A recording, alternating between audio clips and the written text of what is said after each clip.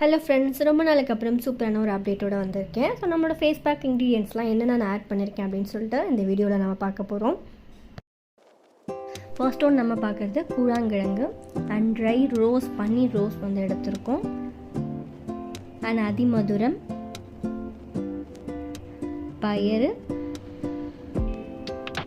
கஸ்தூரி மஞ்சள்,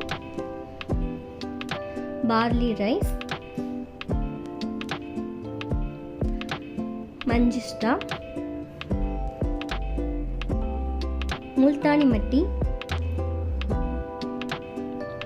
ஆழி விதை,